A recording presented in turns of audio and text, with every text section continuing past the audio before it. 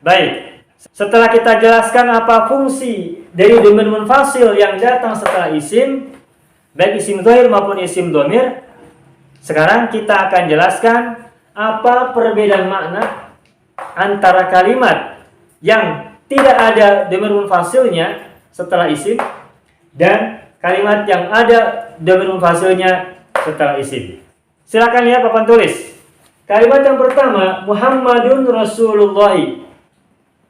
Ini kalau diterjemahkan maknanya adalah Muhammad adalah Rasulullah atau Muhammad adalah utusan Allah.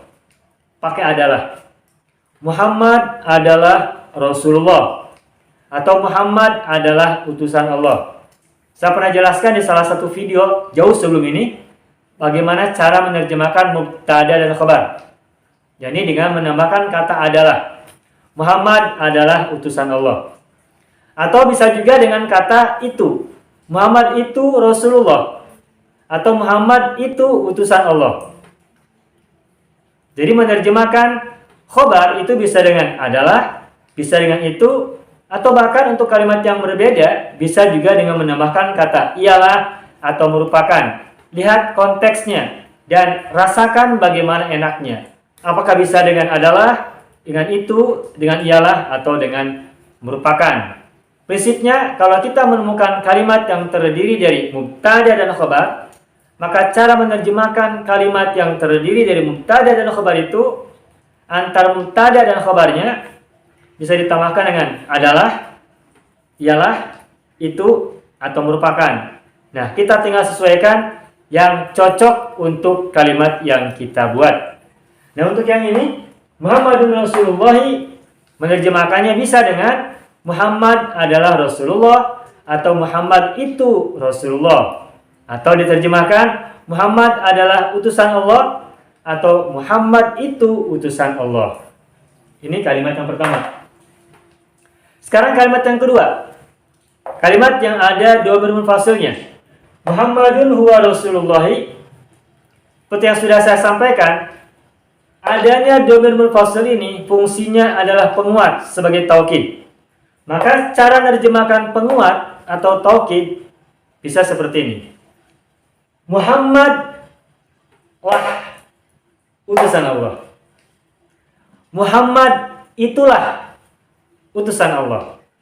Jadi cara menerjemahkannya adalah dengan menambahkan unsur lah setelah mubtadanya. Muhammad lah utusan Allah atau Muhammadlah Rasulullah. Kalau kita menerjemahkan dhamir munfasil yang datang setelah isim sebelumnya, maka cara menerjemahkannya untuk membedakan dengan kalimat yang tidak ada dhamir munfasilnya, caranya adalah dengan menambahkan lah.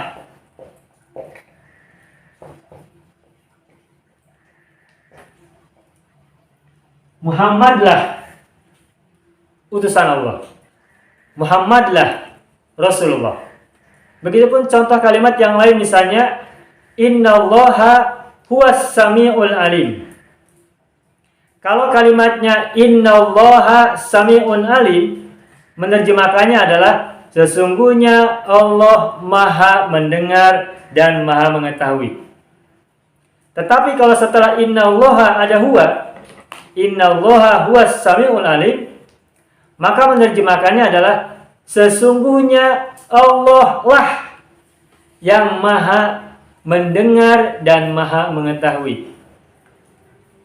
Jadi untuk membedakan antara innallaha samiun alimun dengan innallaha huwas samiul alim, maka menerjemahkannya harus dibedakan. Kenapa? Karena kalau ada unsur huwa, ada dhamir munfasil setelah isim, maka huwa di situ fungsinya adalah sebagai taukid. Sehingga menerjemahkannya mesti dibedakan dengan kalimat yang tidak ada dhamir munfasilnya.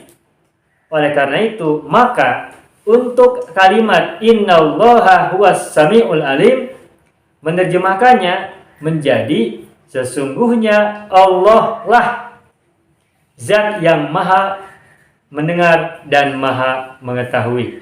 Lalu contoh kalimat yang berikutnya yang terdapat dalam ayat inna nahnu nazzalna dzikra wa inna lahu lahafizun.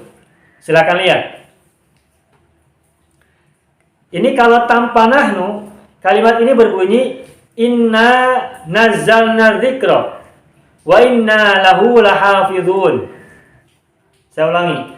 Kalau nahnunya ditiadakan, dihilangkan, maka ayat ini akan berbunyi inna nazzalna dzikra wa inna lahu lahafizun. Sedangkan di ayat ini ada kata nahnu, ada dhamir munfasil berupa nahnu. Inna nahnu nazzalna dzikra wa inna lahu lahafizun. Nah, sama dengan yang tadi saya sudah jelaskan. Kalau kalimatnya berbunyi inna nazzalna dzikra wa inna lahu lahafizun, maka terjemahannya atau maknanya adalah sesungguhnya kami telah menurunkan al-dzikra atau al-dzikr. Sesungguhnya kami telah menurunkan al-dzikra atau al-dzikr dan sesungguhnya kami benar-benar menjaganya. Itu kalau tanpa nahnu. Sekarang bagaimana menerjemahkan ketika ada nahnu setelah inna? Inna nahnu nazzalna dzikra wa inna lahu lahafizun. Nah, silakan dicoba. Prinsipnya sama dengan tadi. Tadi sudah kita contohkan. Kalau ada dhamir munfasil datang setelah isim, maka fungsi dari dhamir munfasil itu adalah sebagai penguat atau sebagai taukid.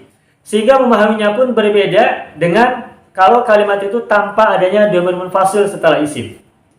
Karena pemahamannya berbeda, maka cara menerjemahkannya juga mesti ada perbedaan.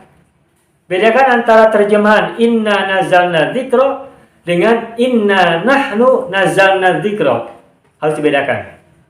Ingat, tadi sudah kita sampaikan caranya, cara menerjemahkannya, yakni dengan menambahkan lah. Sehingga ayat inna nahnu nazzalna dzikra, bagaimanakah cara menerjemahkannya?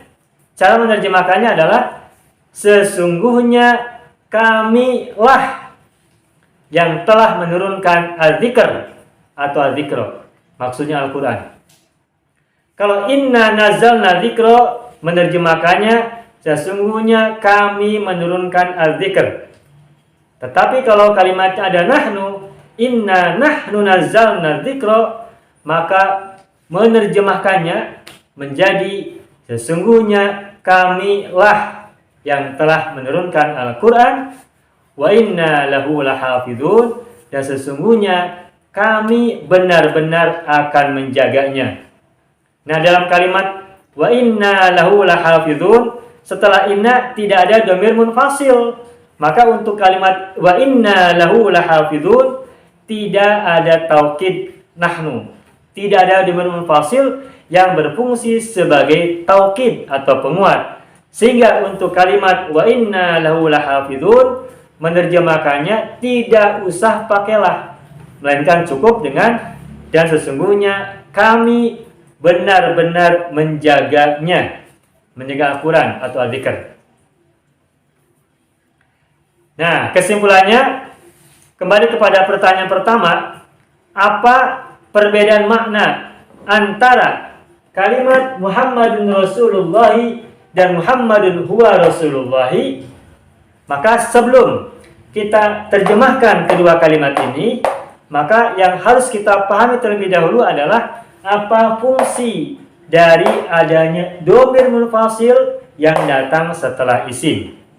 Fungsi dhamir munfasil yang datang setelah isim, baik isimnya zahir maupun dhamir, fungsi dhamir munfasil ini adalah sebagai taukid atau sebagai penguat. Itu. Dan karena fungsi dhamir munfasil ini sebagai penguat dari isim yang datang sebelumnya, maka ketika diterjemahkan ke dalam bahasa Indonesia, maka mesti ada perbedaan penerjemahannya antara kalimat yang tidak ada dhamir munfasilnya dan kalimat yang ada dhamir munfasilnya. Dan pembeda itu adalah dengan menambahkan lah setelah mubtada. Muhammadun huwa Rasulullah, menerjemahkannya adalah Muhammadlah utusan Allah. Sedangkan yang atas Muhammadur Rasulullah, terjemahannya adalah Muhammad adalah utusan Allah atau Muhammad adalah Rasulullah. Demikian, semoga bermanfaat.